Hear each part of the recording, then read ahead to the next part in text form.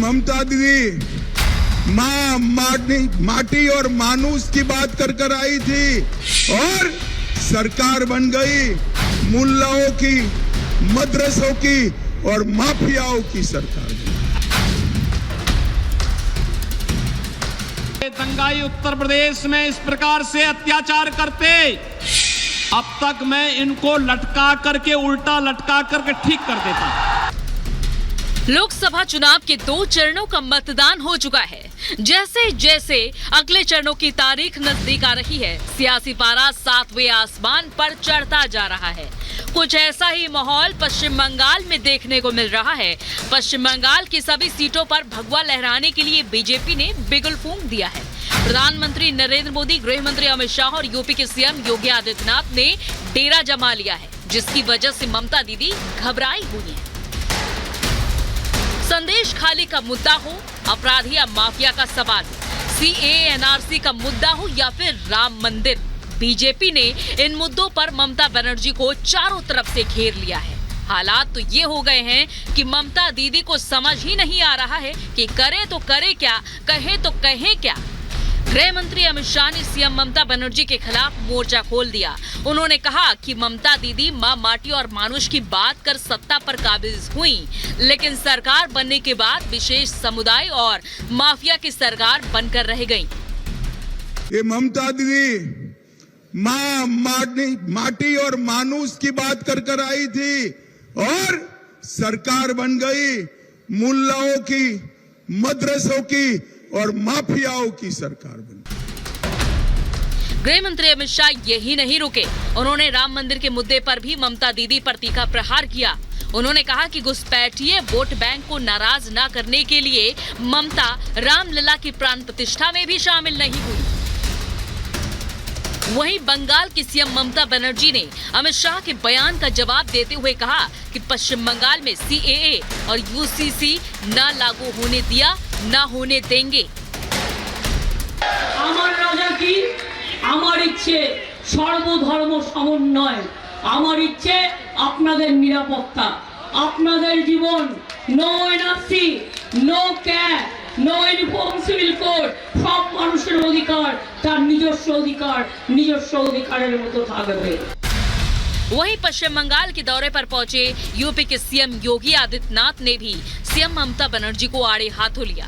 उन्होंने कहा कि अगर पश्चिम बंगाल के दंगाई उत्तर प्रदेश में होते तो उन्हें उल्टा लटकाकर सबक सिखाया जाता।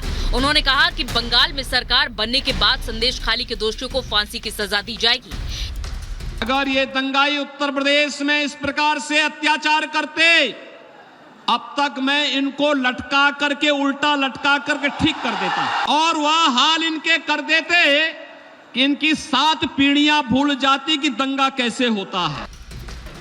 योगी आदित्यनाथ यही नहीं रुके, उन्होंने ममता पर तीखा हमला बोलते हुए कहा कि बंगाल को हिंदू विहीन करने की साजिश चल रही है। तृणमूल बंगाल का विनाश करना चाहती है, लेकिन बीजेपी बंगाल का विकास चाहती है। बंगाल को लूटने के लिए और भारत के खिलाफ साजिश रचने के लिए एक हैं कांग्रेस कम्युनिस्टों के साथ भी, और दिल्ली में तृणमूल कांग्रेस के साथ मिलकर के भारत के खिलाफ वही साजिश करना चाहती है जो साजिश वह बंगाल के अंदर हिंदुओं के साथ कर रही है। पश्चिम बंगाल में बीजेपी ने संदेश खाली समेत कई मुद्दों पर ममता और उनकी पार्टी पर शिकंजा कस दिया है, जिसकी वजह से ममता की इस चुनाव में मुश्किलें बढ़ गई हैं। Bureau report, Republic Bharat. और चरणबद्ध तरीके से मतदान की प्रक्रिया आगे बढ़ रही है और साथ ही आगे बढ़ रहा है नामांकन का सिलसिला। आज बीजेपी के 3 दिग्गजों ने अपने नामांकन दाखिल किए हैं। दिल्ली से मनोज तिवारी और हर्ष मल्होत्रा ने, तो जबकि यूपी के सुल्तानपुर से मेनका गांधी ने नामांकन दाखिल किया और इससे पहले रोड शो भी निकाला। कैसा रहा रोड शो का नजारा, इस रिपोर्ट में दिखाते हैं।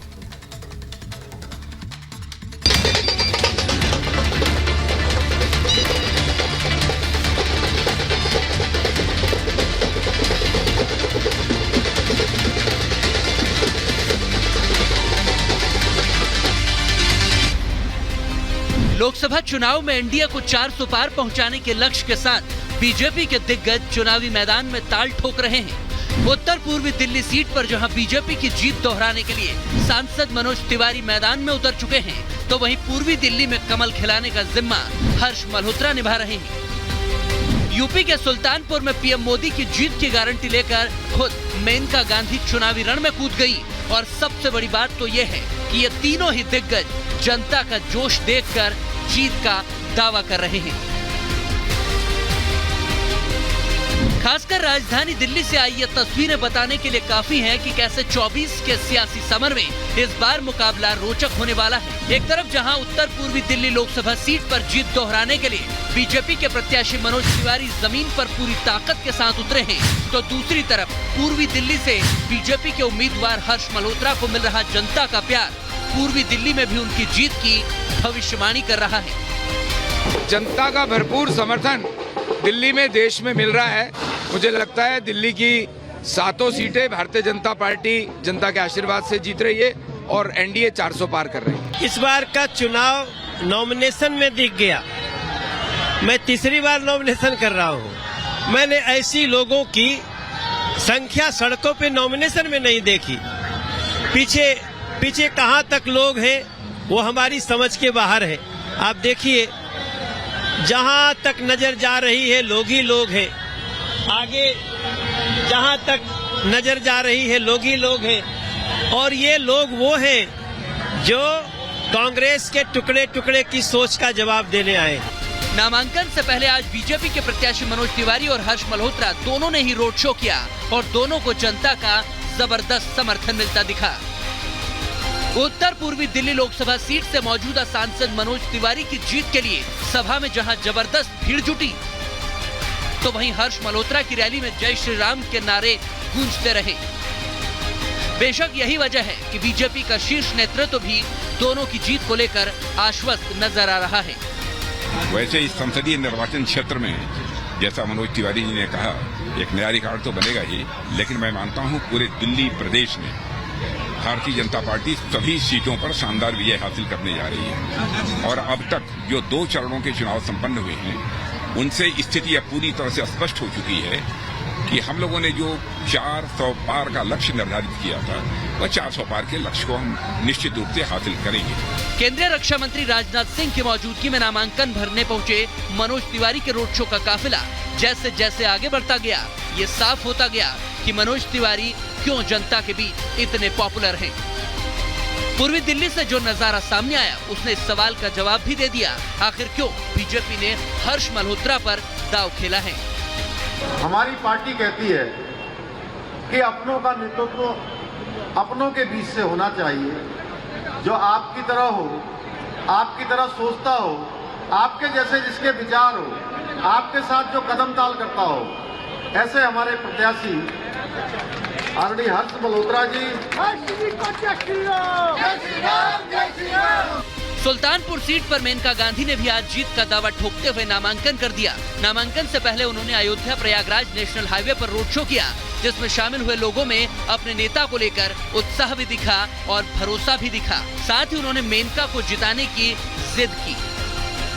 बेशक बीजेपी प्रत्याशियों के समर्थन में उमड़ी ये भीड़ विपक्ष की टेंशन बढ़ाने वाली है और साथ ही चेतावनी देने वाली भी, क्योंकि जिस तरह से बीजेपी का विजय रथ आगे बढ़ता दिख रहा है, वो इंडी गठबंधन को सीधा संदेश दे रहा है कि 2024 का रण कठिन ही नहीं नामुमकिन होने वाला है। इस दफा चुनौती कम है। बहरहाल जनता से 2 बार जीत का आशीर्वाद पा चुके प्रधानमंत्री नरेंद्र मोदी अपने समर्थकों से 400 पार से ज्यादा सीटों पर विजय पताका फहराने का भरोसा दे चुके हैं और बीजेपी का हर नेता, हर कार्यकर्ता पीएम के दावे को सच करने में पूरी शिद्दत से जुटा हुआ है। खुद प्रधानमंत्री मोदी इस वक्त देश भर में तूफानी प्रचार में लगे हैं और इसका फायदा जमीन पर नेताओं को दिखने लगा है। Bureau report, Republic Bharat.